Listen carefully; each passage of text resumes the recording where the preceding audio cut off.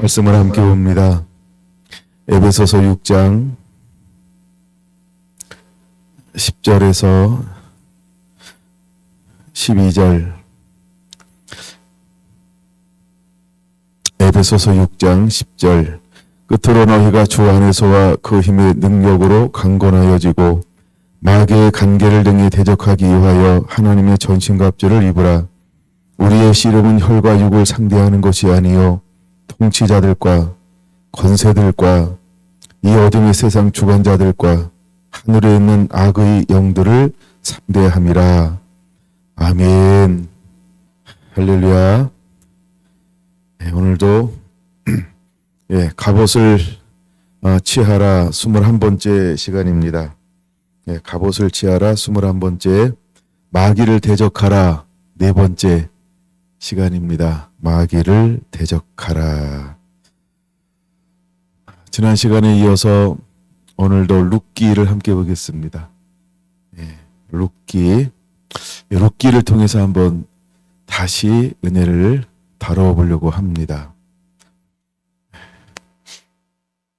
마귀를 어떻게 대적해야 하는가?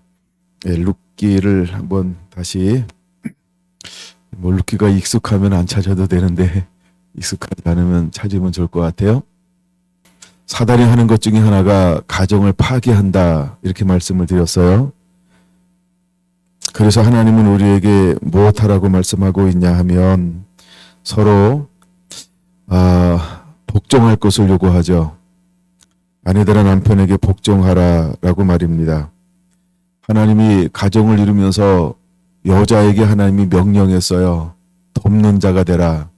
그래서 아담이 있었는데 여자를 데려가다 여자를 주면서 돕는 배필이라고 말씀을 했습니다.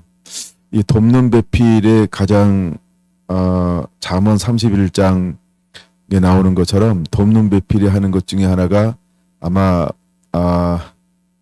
현숙한 여인, 어떤 이런 표현이 있어요. 네, 현숙한 여인, 에시트 하일, 이런 히브리어인데 에시트 하일, 에시트 하일 이렇게 읽습니다. 현숙한 여인. 그래서 하나님은 가정을 통해서 이제 일하기를 원하십니다. 그랬더니 사단이 와서 하는 일이 뭐냐 하면 가정을 파괴하고 있다는 거죠. 그래서 우리가 해야 될 것 중에 하나는, 우리가 대적해야 할 것 중에 하나는, 우리가 왜 갑옷을 입어야 하느냐라고 하는 그 이유 중에 하나는 사단으로부터 가정을 지키기 위해서, 다르게 표현하면 하나님이 가정을 통하여 마음껏 일하시는 가정을 만들기 위해서 우리는 이제 마귀를 대적하는 자가 되어야 한다라는 것입니다. 룻기의 주인공들이 여러 명 소개가 되어지고 있습니다. 그 시대가 어떤 시대냐면 사사시대라고 1장 1절에 이렇게 말하고 있죠. 사사시대의 특징은 자기 소견에 옳은 대로 행동하더라라는 것입니다. 근데 그 시대에 누가 있었냐 하면 엘리멜렉이라고 하는 1장 2절 엘리멜렉이라고 하는 한 가정이 있었습니다. 엘리멜렉의 이름의 뜻은 하나님은 나의 왕이십니다 라고 하는 고백을 하며 살았습니다. 하나님은 그에게 얼마나 많은 소망을 두고 있었을까? 왜냐하면 그의 이름이 불러질 때마다 뭐라고 고백하고 있는 거예요? 하나님은 나의 왕이십니다. 하나님은 나의 왕이십니다.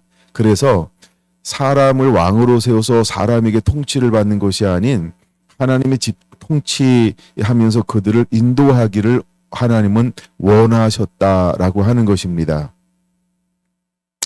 근데 사람들은 보이지 않는 하나님이 아닌 보이는 이방처럼 보이는 왕을 원했다라고 하는 거죠.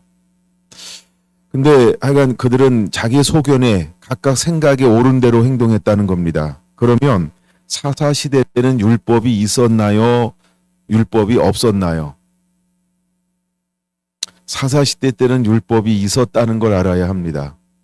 그럼에도 불구하고 그들은 모세를 통해서 주어졌던 율법을 까맣게 잊어버리고, 까마나 안 보이나? 하얗게 잃어버리고, 그건 뭐가 보일까요?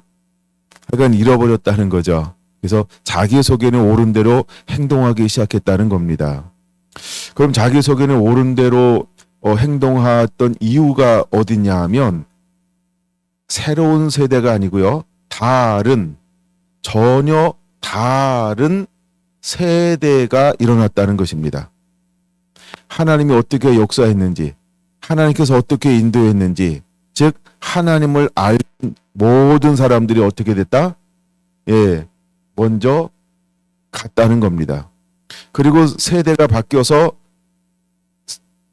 새로운 세대가 일어나야 하는데 가만히 보니까 부재 현상이 일어났어요. 뭐의 부재인가요?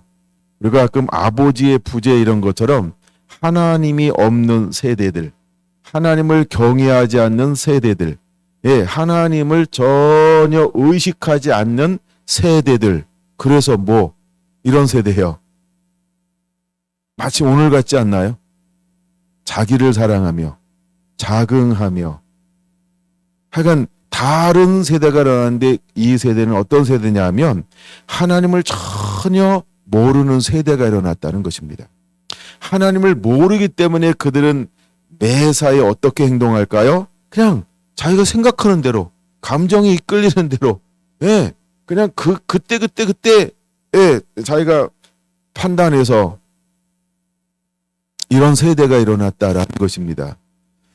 그래서 하나님은 그들을 깨우치고 하나님을 찾으라고 끊임없이 무엇을 허용을 했냐 하면 이방인들을 강성하게 만들어서 그들을 몽둥이로, 그들을 도구로, 고난의 도구로, 회개의 도구로 하나님이 사용했다라는 것입니다. 그럼 그들이 막 매를 맞고 고난받고 환난받고 핍박을 받으니까 못 살겠어요, 살려주세요 하면서 하나님을 구하기 시작을 했어요. 그래서 그들이 부르짖음에, 이게 이제 사사기의 특징이에요. 부르짖음에라고 말합니다. 그들이 부르짖을 때마다 또 하나님은 뭐 하셨어요? 그 기도를 들으시고, 하나님은 헤세드, 그러니까 긍휼의 하나님, 자비의 하나님, 선대하시는 하나님, 용서하시는 하나님, 언약적 사랑으로 그들을 사랑하시는 하나님. 그러니까 그들을 부르짖으니까 하나님은 뭘 생각해요? 언약을 생각하는 거예요. 하나님의 말씀을 생각해. 하나님의 약속을 생각하는 거예요. 그래서 하나님은 그들에게 무엇을 베푸는 거예요? 긍휼을 베풀고 사랑을 베풀고 그들을 선대함을 통하여 누구를 세우냐 하면 구원자라고 하는 사사들을 세웠습니다. 그래서 사사들이 사는 동안에는 어떻게 했더라? 하나님을 섬겼는데 사사들이 사는 동안 하나님을 섬겼더라. 물론 사사기는 그렇게 이야기를 합니다. 그런데 그들은 언제나 그 마음의 중심에 좀 살만하면 하나님을 찾는 것이 아니라 그 마음의 중심이 어디로 늘 방향을 틀었나요? 세상을 향하여, 세상을 향하여. 어쩌면 여러분 오늘날 우리가 그렇지 않을까요? 코로나가 처음 시작했을 때 얼마나, 또 다른 변화가 왔을 때 얼마나, 이제 우리가 햇수로 2년, 3년이 되면서 이것도 길들여지고 있지는 않은지 모르겠어요. 고난이라고 하는 건 이래요. 여러분과 육체라고 하는 건요, 아니 사람은요 금방 적응하게 되어져 있다는 거예요. 처음에 막 새로운 것이 오면 난리 난 것처럼 이러다가 시간이 좀 지나면요 우리는 금방 뭐 하래요? 적응해 버린다니까요. 이게 이제 익숙해지는 거예요. 익숙해질 이것이 우리라는 걸 우리는 기억해야 합니다. 그럼 여러분 이스라엘 백성들은 우리와 다를까요? 우리와 똑같은 성정을 가진 사람들이었다는 거예요. 우리는 여기서 배워야 합니다. 그들이 하나님을 떠나니까 그 땅 가운데 하나님께서 이제 하나님이 그들을 회개하고 내게로 돌아오고 나를 찾으라는 방법으로 무엇을 허용했을까요? 룻기 1장 1절에 기근 흉년이든지라 흉년을 주었다라고 하는 겁니다. 흉년을 줬다는 거예요. 1년이 지나고 또 한 해가 더 지나고 또 한 해가 왔을 때 도저히 이 땅에서 살 수가 없겠구나. 그래서 정보를 수업해 보니까 어디 땅이 좋은가 봤더니 저 강 건너 모압 땅이 거기는 가뭄이 없는 거예요. 흉년이 없는 거예요. 거기는 윤택하다는 거예요. 비가 온다는 거예요. 거기는 잘 살고 있다라고 하는 거예요. 그래서 엘리멜렉이라고 하는 가장이 결단을 했어요. 얘들아, 우리의 모든 재산을 다 정리하고, 잘 들어야 됩니다. 정리하고라는 말은 어떤 의미가 있냐 하면 내가 소유한 모든 땅을 뭐하고 처분하고 팔고 그 모든 것을 가지고 뭐하자? 우리 이민 가자. 이렇게 이제 결단을 했다라는 겁니다. 이것을 이해해야 나중에 기업 물을 자 이게 이제 해석이 되니까. 그래서 다 정리했단 말이에요. 근데 그는 이 땅에 살 때 어떻게 삶을 살았다? 21절 풍족한 중에 그는 풍족하게 살았다는 겁니다. 그는 넉넉하게 살았다는 겁니다. 한마디로 말하면 그는 부호라는 거예요. 그는 부자였다는 거예요. 그러니까 또 다른 기업 물을 자가 팔았던 재산을 다시 회복하기 위하면 그 대가를 지불해야 하는데 성경의 4장에는 그 이름이 있다 없다? 이름이 없다. 뭐로 소개한다? 기업 물을 자로만 소개한다는 거예요. 누가? 첫 번째 기업 물을 자는. 그래서 4장에 이렇게 이야기합니다. 6절 그 기업 물을 자가 이르되 나는 내 기업에 손해가 있을까 하여 나를 위하여 무르지 못하니 내가 그 기업을 다시 사서 그에게 주고 그 여인을 내 처로 삼는 것은 내게 너무 손해가 크다는 거예요. 그러면 엘리멜렉의 땅이 조그만한 땅일까요? 잼에 큰 땅일까요? 그렇죠? 아마 생각보다 큰 부자였던 것 같아요. 그래서 1장 21절 이렇게 고백하는 거예요. 내가 풍족하였더니 라고 말입니다. 근데 그는 무엇을 이겨내지 못했을까요? 고난과 핍박과 환난이 왔을 때 이것은 뭐 하라고 하나님이 허용한 걸까요? 회개하라고요. 돌이키라고요. 하나님을 찾으라고요. 말씀을 회복하라고요. 예배가 회복되어야 되고 기도가 회복되어야 되는 거예요. 하나님의 사랑이 회복되어지는 거예요. 본질이 회복되라고 하나님께서 그에게 환난을 주었어요. 내게 부르짖으라. 나는 모든 것의 근원이다. 나는 생수의 근원이다. 나는 모든 기업의 근원이다. 하나님을 찾으라고. 근데 그는 그 흉년, 기근을 보면서 메마름을 보면서 고난을 보면서 어떻게 했다? 자기 소견에 옳은 대로 행동했다는 것입니다.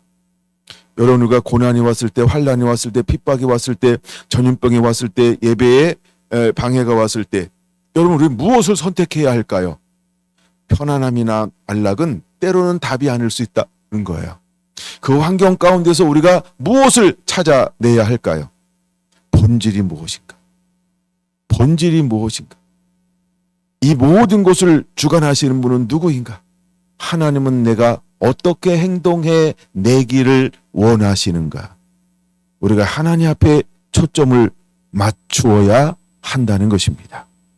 근데 엘리멜렉은 무엇을 선택했나요? 자기 소견에 옳은 대로. 그래서 모든 걸 다 팔고 어디? 풍족한, 비가 온, 넉넉한 그곳에 가서 다시 내 기업을 일구리라 하고 떠나갔다는 거예요. 여러분 아버지의 분깃을 받아서 떠나갔던 탕자가 아버지를 떠나 모든 것을 다 허랑방탕하게 다 날려버렸던 것처럼 엘리멜렉 또한 모압이라고 하는 땅에 가서 10년을 사는 동안에 어떻게 했어요? 네, 두 아들을 결혼시켰어요. 여러분 결혼시켰다 이 말은 무슨 의미가 있는지 아세요? 그 여인을 얻기 위해서 무엇을 줘야 할까요? 지, 참, 금을 지불할 수 있는 넉넉함이 있었다는 거예요. 근데 누가 먼저 시집을 갔을까라고 할 때 여기 4장 10절하고 1장 2절하고는 약간 이제 이게 다르게 기록되어져 있는 걸 볼 수 있어요. 그럼 1장 4절에 보면 그 룻의 남편은 1장 2절에 나오는 말론일까요? 기론일까요? 그게 이제 4장 8절에 나오는 거예요.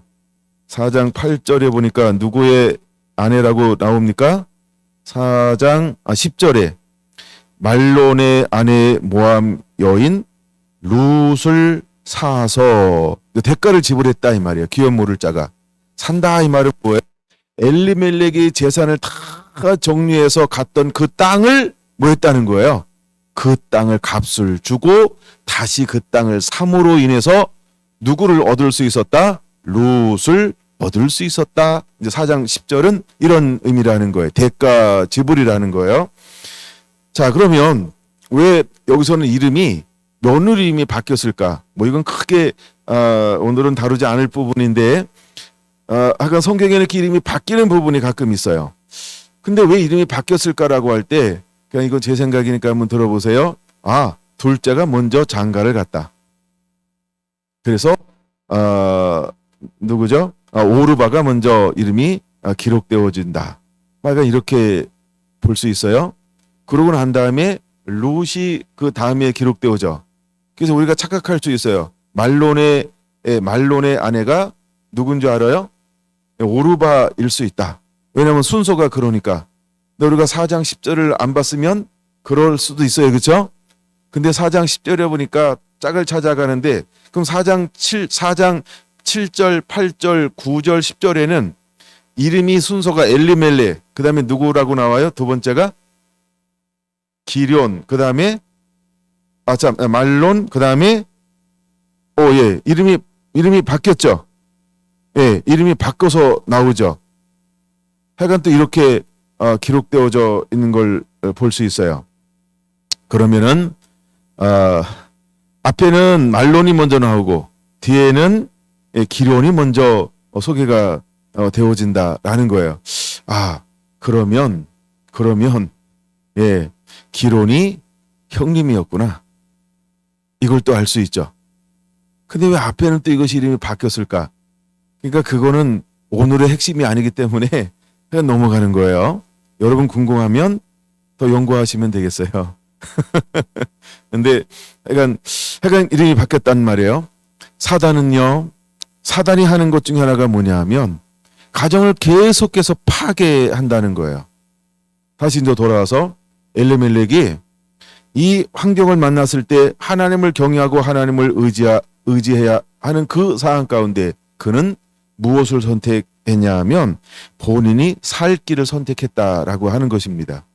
근데 여기에 하나님은 놀라운 뜻을 하나 가지고 있다라고 하는 사실입니다. 원래 하나님께서는 엘리멜렉에 놀라운 계획을 가지고 있다고 말씀드렸어요. 근데 그가 감당하지 못함을 통하여서 무엇이 옮겨가나요?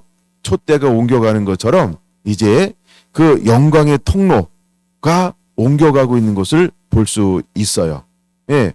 원래 이제 나옴이라고 하는 이 여인의 원래 이름의 뜻은 희락이라고 하는 거예요. 기쁨이라고 하는 거예요. 근데 나중에 그 여인의 이름이 뭘로 바뀌죠? 1장 20절에 보니까 마라. 그래서 나는 괴로운 여인, 기쁨이 변하여 괴로움이 되었다라는 겁니다. 그럼 여러분 기쁨이 변하여 괴로움이 되는 것은 언제 괴로움이 될까요? 하나님을 떠났을 때. 그렇죠? 하나님을 떠났을 때라는 것입니다. 나중에 이제 이 나오미의 역할도 굉장히 중요하지만 이것을 통해서 하나님은 어떤 일을 행하시냐 하면 남자들이 이제 10년이 지나는 동시에 어떻게 했다? 전부 죽었다라는 것입니다. 죽었어요. 그래서 엘리멜렉도 죽고 기론도 죽고 말론도 죽고 다 죽었어요. 근데 6절에 어떤 소문이 하나 들려오기 시작했다는 것입니다. 6절에 어떤 소문이 들려왔을까요? 6절 여호와께서 자기 백성을 돌보시사 그들에게 양식을 주셨다함을 듣고 라고 말하고 있어요. 이 소식이 누구한테 들려온 거예요? 나오미한테 들려온 거예요. 그때는 이제 이방 땅에 가가지고 모든 걸 다 나오미 어떻게 했어요? 탕진한 거죠. 잃어버린 거죠. 다 소진되어진 거죠. 그리고 뭐만 남았어요? 몸만 남았어요. 근데 자기 고향에 어떤 소식이 들려오는 거예요? 네, 하나님이 궁휼히 여겨주시사, 하나님이 돌보시사 이제 이 예루살렘 땅에 다시 막 풍성해지기 시작했다라고 하는 거예요. 그럼 여러분, 우리가 뭘 따라가야 할까요? 눈에 보이는 걸 따라가는 것이 아니고, 그렇죠? 우리가 하나님께 마음을 두는 자가 되어야 한다는 거예요. 하나님께 마음을 두어야 한다는 것을 우리에게 보여주고 있는 것이죠. 할렐루야. 여러분, 우리가 어떤 이런 환경에 따라서 쉽게 하나님을 경외하는 자가 되시길 바랍니다. 중심에 하나님을 두는 자가 되기를 예수님의 이름으로 축원합니다. 그러면 보아스라고 한 사람은 어떤 사람이냐는 거예요. 보아스는 2장 1절에 어떻게 소개가 되어지고 있냐면 유력한 자로 소개가 되어지고 있다라고 하는 것입니다. 이시 기보로 하일 이런 말이에요. 이시 기보로 하일 이런 말이에요. 다시 한번요. 예, 이시 기보르 하일. 예, 세 단어로 돼 있어요. 근데 기보르라고 하는 말이 무슨 말? 이게 이제 유력한 자라는 말이에요. 예, 기보르 하일 이 말이 유력한 자라고 하는 말입니다. 근데 이 기보르라고 하는 말은 어떤 의미가 있냐면 세 가지 의미를 가지고 있어요. 첫 번째는 경제적으로 부요한 자다. 그런 경제적으로 부요한 자라고 하는 거예요. 그러면 똑같이 부요한 자였는데 보아스는 가뭄이 들었을 때 예루살렘을 떠났다? 떠나지 않았다? 떠나지 않았다는 거예요. 그렇죠? 그럼 여러분, 우리가 환경에 따라서 움직이는 것이 아니고 그때 보아스라는 사람은 무엇을 결정했을까요? 그렇죠? 하나님을 경외하는 거예요. 하나님, 이때 내가 어떻게 해야 합니까? 라고 그는 그 땅에서 이름도 없이 빛도 없이 뭐하는 사람이었을까요? 하나님의 말씀을 붙잡고 하나님께 기도하는 사람. 그는 고난을 이겨낸 사람이라는 거예요. 그리고 그 땅의 회복을 위해서 그는 뭐한 사람이에요? 씨름한 사람이라는 거예요. 여러분, 그는 경건한 사람이라는 거예요. 그는 하나님의 율법을 가지고 지켜내고 있는 사람 중에 한 사람이었다는 거예요. 그런 뜻을 가지고 있는 게 유력한 자라는 거예요. 두 번째, 유력하다. 기브로라고 하는 말은 어떤 뜻이 있냐면요. 재판관, 즉 권력 있는 사람이다 이런 의미예요. 재판관, 권력 있는 자다라는 거예요. 그러니까 힘 있는 자라는 거, 힘 있는 자. 힘 있는 자라는 거, 힘 있는 자. 세 번째 하나의 또 의미가 있어요. 기보르라고 하는 말은 전쟁 시에 그는 구원자다. 우리가 사사를 일컬어서 뭐라고 부른다 그랬어요? 구원자라는 거예요. 그래서 사사는 실제로 뭐 하는 자예요? 전쟁에서 나가 승리를 쟁취하는, 하나님의 쓰시는 승리하는 자로 하나님이 사사를 세웠다는 거예요. 그래서 사사들이 하는 일이 뭐였나요? 전쟁에 나갈 때마다 어떻게 했어요? 이기는 걸 주죠. 이건 이제 사사기에 잘 기록되어져 있으니까 우리가 사사기에 마지막 기록된 사람이 누구였을까요? 손이 3개인 사람? 손은 2개예요. 예, 삼손. 예, 그도 뭐 하는 자예요? 이기는 자라고 하는 거예요. 우리가 가장 많이 하는 기드온, 그도 전쟁에서 이기는 자라고 하는 거예요. 그 다음에 드보라, 여사사죠. 그도 뭐 하는 자예요? 그도 전쟁에서 이기는 자라는 거예요. 그래서 기브로라고 하는 이 유력한 자라고 하는 이 기브로라고 하는 말에는 뭐냐면 전쟁에서 이기는 자, 즉 전쟁에서 나가서 이기는 구원자다라고 하는 뜻을 가지고 있다는 거예요. 그러면 보아스를 일컬어서 뭐라고 부르냐 하면 그는 유력한 자요라고 부르고 있다는 거예요. 그러면 그 시대에 하나님이 보아스를 사사로 세우지는 않았지만 보아스 안에 하나님은 어떤 비전을 심어주었을까요? 그리고 실제로 그는 어떻게 쓰임받고 있는 사람이었을까요? 그는 3가지로 쓰임받고 있다는 거예요. 첫째, 그는 부요한 자다, 경제적으로. 두 번째가 뭐라 그랬죠? 그는 권세 있는 자, 재판관이었다라고 하는 거예요. 그 다음에 3번째, 그는요 사사였다는 거예요. 전쟁에서 민족을 구원해내는 자, 하나님이 그렇게 쓰고 있는 사람 중에 한 사람이 되어져 있었다라고 하는 거예요. 근데 그 다음에 하일이라는 뜻을 한번 다시 살펴봐야 돼요. 하일, 기브로 하일 그랬죠. 하일 이 말은 뭐냐 하면 부자이며 영향력 있는 사람. 그래서 하일은요, 부, 힘, 권세 이런 뜻을 가지고 있어요. 그러면 기브로의 뜻과 하일의 뜻은 같은가요? 다른가요? 같은 의미를 가지고 있죠. 서로 중복이 되죠. 서로 중복이 되고 있다는 거예요. 그래서 실제로 보아스는 부유하며 영향력 있는 사람이라는 거예요. 그리고 그는 유력한 자다라는 것입니다. 하나 더 하면 그는 경건한 사람이라는 거예요. 하나님의 말씀을 지켜내고 있는 경건한 자였다라고 하는 것입니다. 근데 그러면 이게 보아스가 유력한 자를 소개할 때는 그래요. 그러면 보아스라는 이름 자체에는 어떤 의미를 가지고 있을까? 한번 보아스를 살펴보려고 하는데 3절 친족 보아스에게 하여간 뭐 1절 보아스더라 할 때 보아스는 뭐냐면 배아조를 두 단어를 합친 거예요. 배라고 하는 단어는 뭐냐 하면 뭐뭐 안에 이런 뜻이에요. 그다음에 아즈 아즈라고 하는 말은 힘, 능력 이런 뜻을 가지고 있어요. 그래서 보아스라고 하는 말은 어떤 뜻을 가지고 있는 사람이냐 하면 힘 있는 사람이다.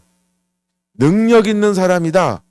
이런 이름의 뜻을 가지고 있어요. 힘 있는 사람이다.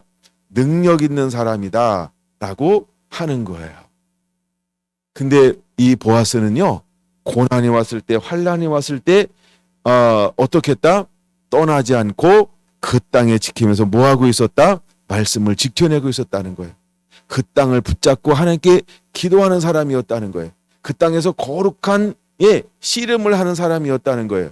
그 땅에서 무너진 성벽을 쌓는 삶을 살아내고 있는 사람이었다는 거예요.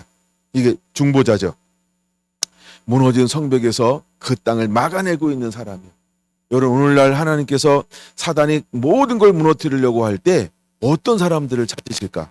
보아스처럼 엘리멜렉처럼 떠나는 것이 아니고 보아스처럼 그곳에서 무너진 곳을 막아내는 자, 길을 수축하는 자, 하나님의 얼굴을 구하는 자, 말씀을 살아내면서 하나님의 헤세드, 은혜가 임하고 긍휼이 임하고 사랑이 임하고 언약을 회복할 수 있는 그 문의 역할을 감당해내는 그런 하나님의 사람들이 일어나야 할 줄로 믿습니다. 할렐루야. 여러분 우리가 룻 그러면 룻은 어떤 이름의 뜻을 가지고 있냐 하면 가르쳐줬나요? 룻은요 친구라는 이름의 뜻을 가지고 있어요.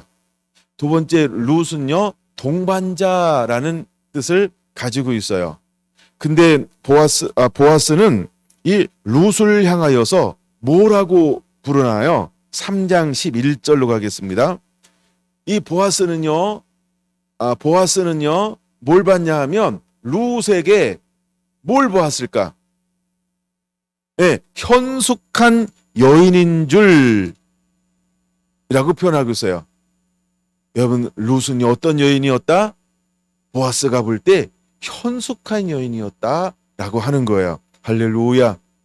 여러분 이제 하나님이 사단은 가정을 무너뜨리려고 할 때 하나님은 어떤 사람들을 통하여 일하시는가 지금 그걸 보고 있는 건데 이 룻은 어떤 성품을 지닌 여인이었을까? 남편이 죽었어요. 그리고 이제 어머니가 자기 땅으로 갈 때 이방 땅이잖아요. 모압 여인이니까 이스라엘은 룻에겐 이방이잖아요. 근데 그는 1장에서 뭐라고 고백하고 있었죠? 15절, 16절, 17절, 18절 이 고백이 굉장히 중요합니다. 여러분들이 다시 한번 읽어보시면서 나는 어머니의 백성이 나의 백성이 되고 어머니의 하나님이 나의 하나님이 되리라 라고 말하면서 결단코 나는 어머니를 떠나지 아니하겠나이다라고 굳게 결심하고 있는 것을 볼 수 있습니다. 그리고 돌아와서 이거 그냥 생략하는데요. 어머니 즉 나오미가 시키는 그대로 뭐하고 있더라? 수용하면서 순종하고 있다라는 거예요. 그냥 어머니가 시키는 그대로를 뭐 하고 있더라? 그대로 순종해 내고 있더라는 거예요. 할렐루야. 여러분, 하나님은 누구를 통하여 일하실까? 그대로 순종하는 자를 통해서 하나님은 일하시는 걸 보여주는 거예요. 그럼 여러분, 우리가 누구를 따라야 할까라고 할 때, 내 부모를 공경하라라고 하는 것입니다. 할렐루야, 할렐루야, 할렐루야. 왜냐하면 그에게는 이제 남편이 없어요. 그럼 그의 권위자는 누구였을까라고 할 때 어머니였어요. 근데 나는 어머니의 백성이 나의 백성이 되고 어머니의 하나님이 나의 하나님이 되고 나는 어머니를 결탄코 떠나지 아니하겠나이다 라고 한 다음에 돌아와서 그는 어떤 삶을 산다? 어머니의 권위 앞에 머물면서 그를 어떻게 섬기더라? 대로 존중함으로 섬겨내고 있다라고 하는 것입니다. 여러분, 하나님은 우리에게 무엇을 보기를 때로는 원할까? 권위 앞에 그대로 순종하는 것을 보기를 원한다라고 하는 것입니다. 할렐루야. 여기 여러분 놓치면 안 되는 것이 있습니다. 이 시대가 무슨 시대라고요? 사사시대예요. 사사시대의 특징이 뭐라고요? 자기 소견이 오른 대로 행동하던 시대인데, 근데 나오미는 룻은 자기의 소견이 아닌 무엇을 따라 행하는 삶을 살아내고 있습니까? 그렇죠. 권위 아래 몰면서 그대로 순종하는 삶을 살더라고 하는 거예요. 여러분, 그 당시의 순종은 흔한 것이 아닌 거예요. 별종이네? 별종처럼 사는 거예요. 여러분, 그렇게 살 수 있습니까? 그걸 여러분들이 그냥 오늘날처럼 생각하면 안 돼요. 그 시대는 다른 세대라니까요. 하나님을 모르는 세대가 일어났다니까요. 그래서 하나님의 말씀에 순종하는 것이 보편적인 것이 아니고 자기 소견에 옳은 대로 행동하던 세대라고 하는 걸 기억해야 합니다. 근데 그 속에서 보아스라는 사람과 룻이라고 하는 이 이방 여인은 뭐하는 성품을 가지고 살고 있었다? 권위에 순종하는 삶을 대로 살고 있었다는 거예요. 그럼 보아스는요, 이걸 보여주지 안 보여줄지, 우리가 이제 3장 말미에 가면 14절부터 18절까지가 그런 거예요. 이 보아스의 성품을 보여주는 거예요. 보아스의 성품. 그 다음에 4장 1절에서 저 6절까지도 보아스의 성품을 충분히 보여주는 거예요. 그는 몰래 하지 않습니다. 그리고 불법으로 행하지 않습니다. 그리고 합법적으로 기업물을 짜 고애를 그대로 드러내놓고 그것을 인격적으로 그대로 합법적으로 그렇게 이 여인을 이제 자기 부인으로 얻기 위해서 그 행동하는 그런 모습을 그대로 보여주고 있는 장면입니다. 이것이 바로 보아스의 인품이고 인격이라고 하는 걸 우리는 알아야 합니다. 그러면 보아스는 어떤 사람 유력한 자라고 하는 거예요. 유력하다라고 하는 건 뭐냐 하면 지혜로운 자다 이런 거가 똑같은 거예요. 현명한 자다 이런 거가 똑같은 거예요. 그러니까 그런 재판관이 될 수 있었던 것이죠. 그 다음에 그러니까 그가 하나님께서 뭘로 쓰시는 거예요? 구원자로 하나님이 쓰실 수 있었던 거예요. 그리고 그는 하나님께서 그러니까 부요하게 만들었다라고 하는 것입니다. 그러면 현숙한 여인 이렇게 표현하고 있어요. 현숙한 여인이라고 하는 이 말의 의미가 뭐냐 하면 보통 우리가 현숙하다라고 할 때 현숙한 여인을 일컬을 때 하나의 특징이 있는데 그게 뭐냐 하면 여호와를 경외하는 사람을 일컬어서 현숙한 여인이다 이렇게 표현한다라고 하는 것입니다.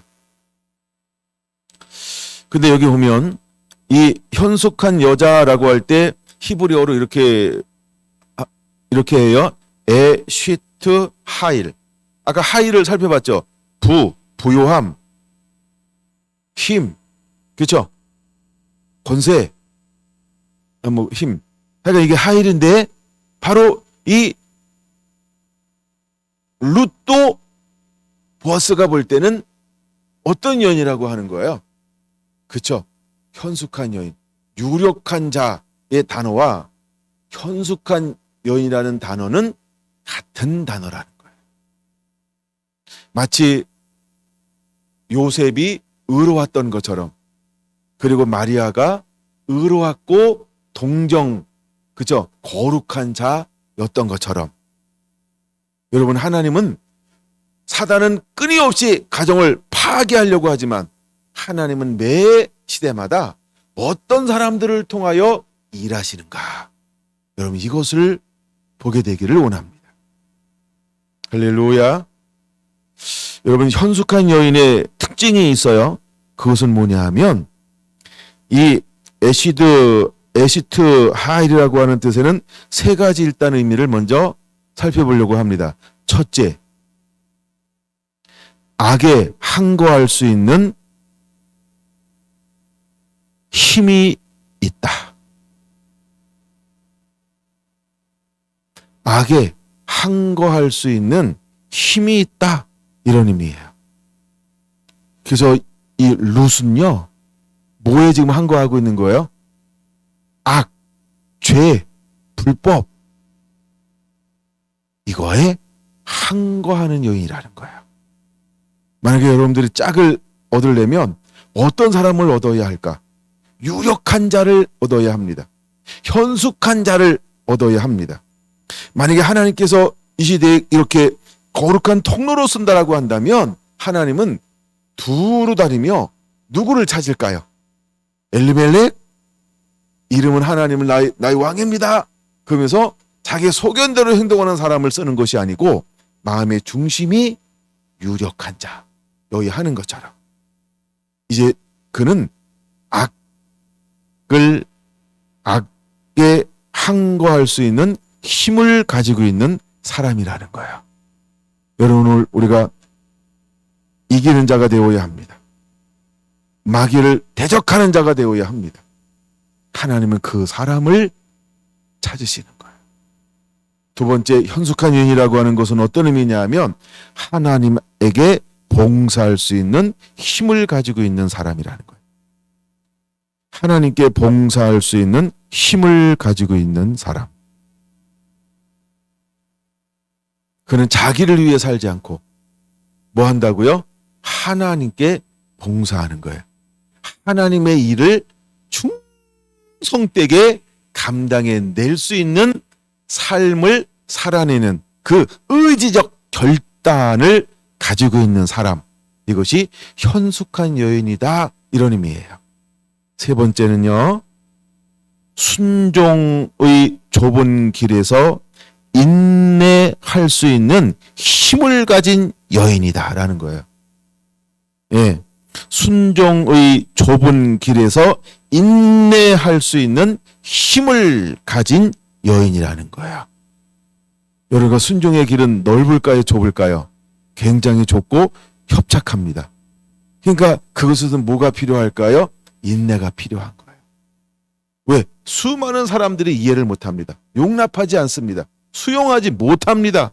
그래서 거룩한 왕따를 당해야 합니다. 조롱을 받아야 합니다. 핍박을 받아야 합니다. 손가락질을 경험해야 합니다. 그 길은 고난의 길이라고 하는 것입니다. 근데 이 여인, 현숙한 여인은 그 순종의 좁은 길을 인내할 수 있는 힘을 가지고 그대로 뭐 하는 거예요? 걸어가는 삶을 살아내고 있는 여인이라는 거예요. 이것이 현숙한 여인이라는 거예요.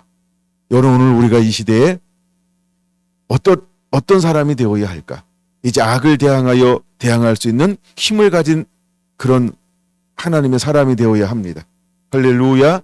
하나님께 봉사할 수 있는 거룩한 봉사, 하나님의 나라를 이룰 수 있는 그런 삶을 살아내는 자가 되어야 할 줄로 믿습니다. 할렐루야.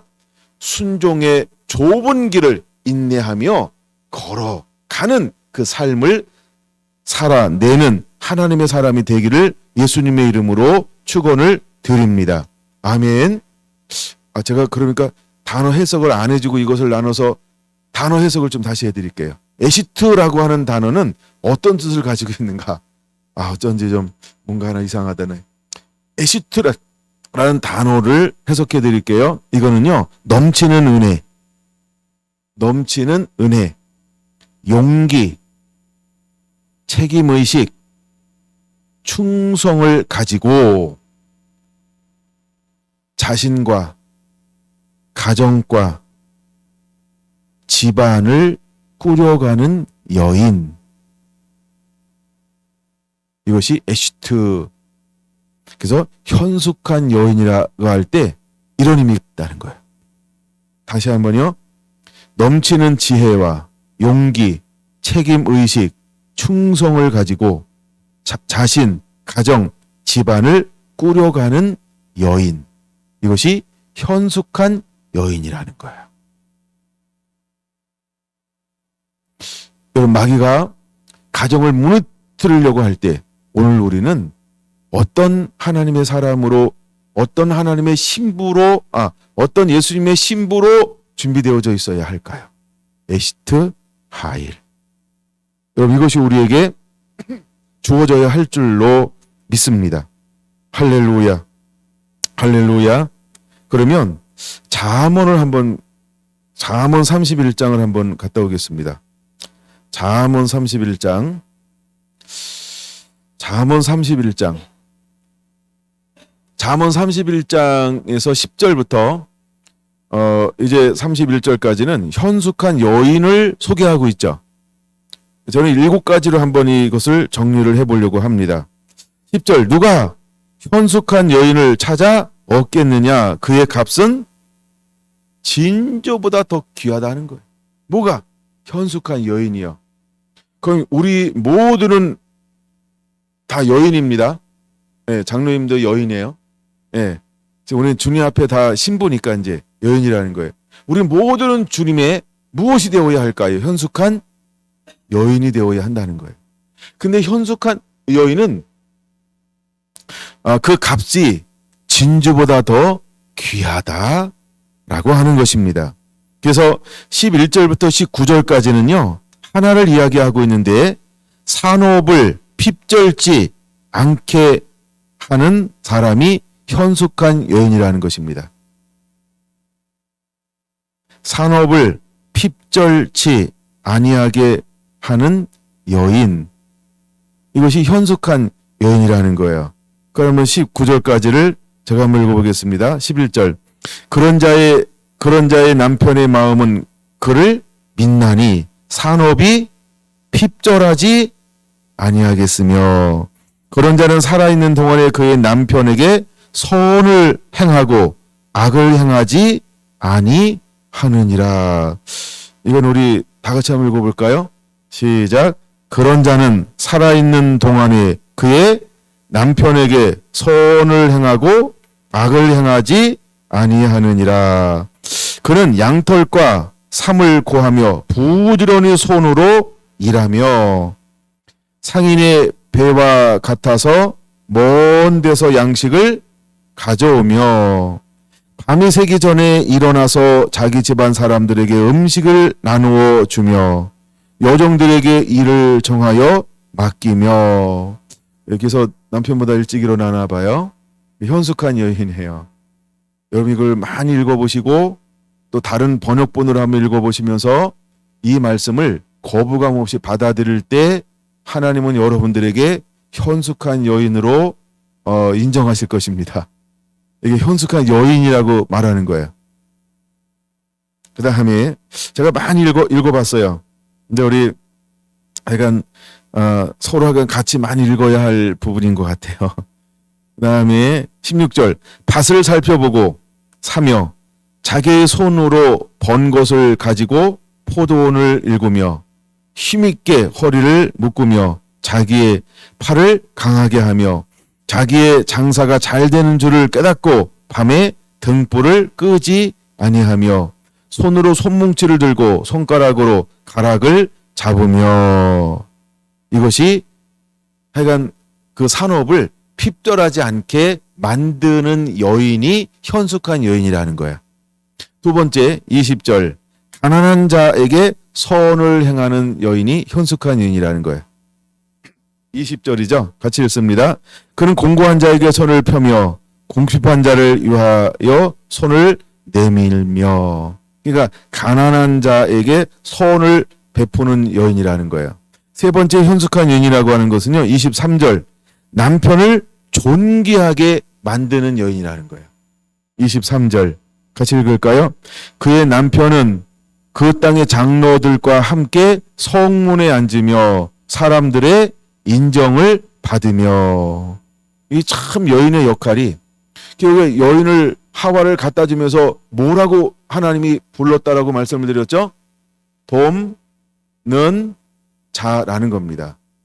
바로 이 현숙한 여인을 한마디로 표현하면 뭐라고 표현할 수 있을까라고 할 때, 그는 남편을 돕는 자다. 가정을 세우는 자다. 집안을 꾸려가는 자다. 이런 의미가 있다는 거예요. 이것을 일컬어서 하나님은 뭐라고 말한다? 현숙한 여인이다. 그래서 오늘날 사단이 누구를 공격할까요? 여인을 공격하는 거예요. 그래서 여자들이 이거를 못하게 합니다. 왜 내가 해? 이렇게 이제 이 문화로 만들어가는 거예요. 이걸 문화로 만들어가는 거예요. 그래서 이런 현숙한 여인의 삶과 길을 스스로 생각이 바뀌어서, 이거 하나님 입장에서는 타락한 거죠.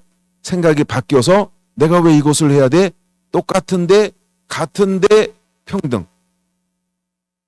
사단이 이 부분들을 무너뜨려가고 있다는 걸 우리가 깨달아요. 그럼 여러분, 오늘 여기 계신 여러분들은 어떻게 해야 할까요?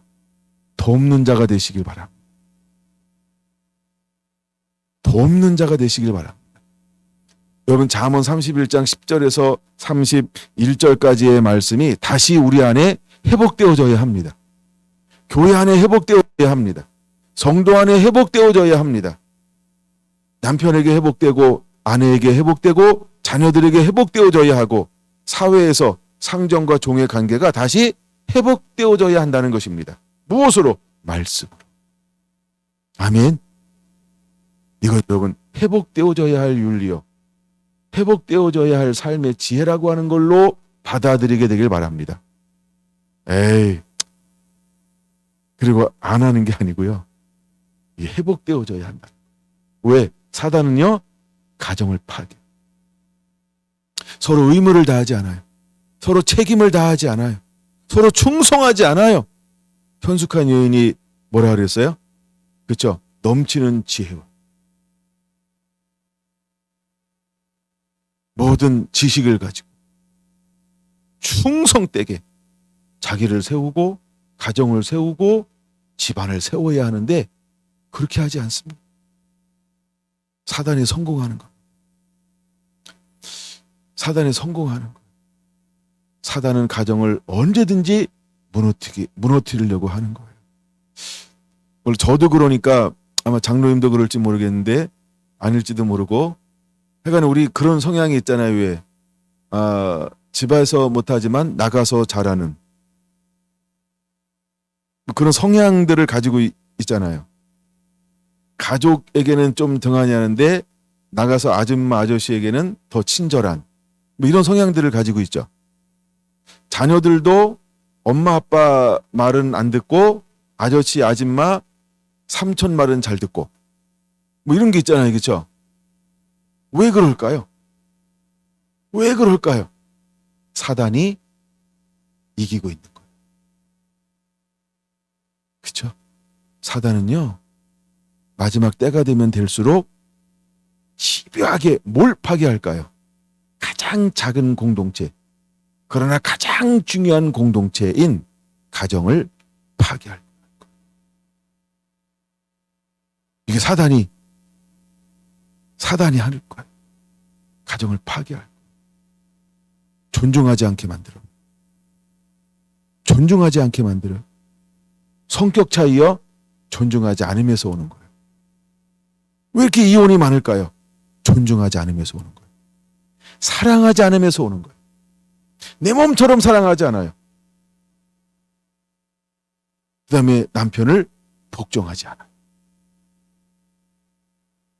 말씀이 교묘해요. 하나님께서 원하시는 원리가 부부관계에서 자꾸 얕아져 가고 있어요. 끈끈해야 하는데, 더 견고해져야 하는데, 왜 이것이 무너질까요? 자기 사랑이 너무 강한 거예요.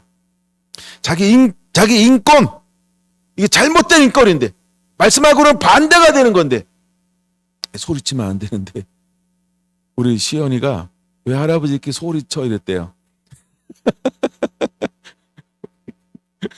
그래서 제가 내 영상을 보다가 왜 할아버지께 소리를 쳐? 내가 그 부분이 어떤 부분인지 보니까 그냥 소리 쳐야 될 부분인데 소리 쳤더니 걔가 그랬대요. 왜 이렇게 할아버지는 소리를 쳐? 이랬대요. 그래서 엄마가 설명을 해줬대요. 내가 소리를 안 쳐야 된다. 어제 통화하는데 약간 그 얘기를 해서 굉장히 재밌었어요. 예, 사단은요 이렇게 가정을 파괴. 그 여러분들이 가정에서 사랑하지 않잖아요. 서로 존중하지 않잖아요. 그러면 여러분 진 거예요. 그럼 누가 이긴 걸까요? 진 자가 있으면 이긴 자도 있겠죠. 사단이 이긴 거예요. 여러분들의 자녀를 노엽게 하잖아요. 그럼 사단이 이긴 거예요. 잔소리는 자녀들을 노엽게 하죠. 깐데 또 까니까 노엽게 하죠. 그럼 사단이 이기는 거예요. 여러분 직장 가서 여러분 일할 때 죽게 하듯 하지 않잖아요. 그러면 사단이 이기는 거예요. 사단은 이 단순한 관계를 통하여서 우리에게 쳐들어옵니다. 그래서 관계를 엉망으로 만드는 거예요. 부부가 서로 존중하지 못하고 사랑하지 못하고, 그렇죠? 자녀들은 부모를 공경하지 않고 끊임없이 부모는 자녀를 노엽게 하고 있다. 실패하는 겁니다. 사단이 이기는 거예요. 여러분이 단순한 사실을 우리가 꼭 기억해야 합니다. 현숙한 여인 몇 번째까지 했죠? 세 번째 23절 했나? 예, 남편을 존귀하게 만드는 겁니다. 네 번째 26절 같이 읽습니다. 시작. 입을 열어 지혜를 베풀며 그의 혀로 인애의 법을 말하며. 다시 말해서 모든 언사에 지혜와 규모가 있어야 한다. 예, 26절. 입을 열어 지혜를 말하며 그 혀로 인애의 법을 말하며. 여러분 말할 때마다 인애하는 법, 사랑하는 법, 긍휼히 여기는 법, 즉 덕을 세우고 권면하고, 우리가 예언할 때도 권면하고 안위하고 위로하라라고 하는 것처럼 인애의 법, 이게 현숙한 여인이라는 거야. 근데 우리가 입만 열면 지적한다? 그 사단이 좋아하는 거야. 우리도 모르게 그거 하는 거. 왜? 익숙해. 그게 익숙한 거야. 그게 익숙할 수 있어요, 여러분. 우리가. 예. 제가 이제 가끔 이제 우리 집사님 이렇게 두 분이 계실 때 이렇게 언제 언성이 높은가 봤더니 3번 말씀하시면 언성 높이더라고. 이거 2번만 말씀하시고 3번 이야기하니까 언성이 높아. 2번 말이에요. 인애의 법을 말하며. 현숙한. 여러분 아침에 딱 일어나서 아이들 처음 만나면 무슨 얘기 먼저 할까요? 박사님 무슨 얘기 먼저 할까요? 그다음에 우리 아내들은 남편을 눈 뜨자마자 만나면 무슨 얘기 먼저 할까? 남편은 아내를 눈 뜨자마자 만나면 무슨 얘기를 할까? 난 장로님 무슨 얘기 하는지 몰라서 밥 줘? 이럴까? 잘 잤어? 이렇게? 굿모닝? 이렇게 이야기하는데 와우. 예. 그래. 인애의 법을 말하며. 이것이 현숙한 여인이라는 거예요. 그 다음에 27절 같이 읽습니다. 자기의 집안일을 보살피고 게을리 얻은 양식을 먹지 아니하나니. 이게 뭐냐 하면 5번째, 부지런하며 게으르지 않는 여인이라는 거예요. 부지런하며 게으르지 않아요. 그 다음에 6번째 30절로 넘어갑니다. 30절. 고운 것도 거리되고 아름다운 것도 헛되나 오직 여호와를 경외하는 여자는 칭찬을 받을 것이라. 현숙한 여인은요, 여호와를 경외하는 여인이라는 거야. 그 다음에 7번째는요, 31절. 사람들에게 칭찬을 받는 여인이라는 거예요. 31절. 성문에서 칭찬을 받으리라. 성문이라고 하는 건 공개적으로 이런 의미가 있어요. 공개적으로 칭찬을 받는 여인이 현숙한 여인이라는 거예요. 여러분들 다시 한번 여러분들이 이 31장 10절에서 31절까지 현숙한 여인을, 그래서 제가 여러 번역본으로 한번 읽어보라는 거야. 여러 번역본으로. 이게 남의 이야기가 아니고 이제 우리가 이기는 자가 되기 위해서 하나님 예수 그리스도를 옷 입고 빛이신 예수 그리스도를 옷 입고 사는 사람의 성품이 무엇으로 이제는 드러나야 할까? 그래야 마귀를 대적할 수 있다는 거예요. 할렐루야. 룻기를 통해서 하나님은 우리에게 무엇을 보여주고 싶어 할까? 이거를 보여주고 싶어 하는 거예요. 그래서 룻은 어떤 여인이었다? 현숙한 여인이었다. 룻은 현숙한 여인이었다는 거예요. 그 가정을 통하여서 하나님은 놀라운 계획을 가지고 있는 거예요. 그랬더니 룻이 누구를 낳습니까? 오벳을 낳고. 그렇죠? 오벳은 이새를 낳고, 이새는 다윗을 낳고. 여러분, 하나님이요 어떤 사람을 통하여서 그 계보를 계속 이어가는가, 굉장히 중요한 것처럼 다시 오실 신랑 되신 예수님은 누구를 맞이하러 올 것인가. 만약에 우리가 마지막에 신부가 아니다라고 한다면 여러분, 우리는 어떤 바톤을 받아서 다음 세대에게 그 바톤을 넘겨주는 삶을 살아야 할까? 여러분, 어떤 사람이고 싶습니까? 이제 우리는 갑옷을 취해야 합니다. 그리고 마귀를 대적해야 합니다. 사단은 가정을 파괴하려고 합니다.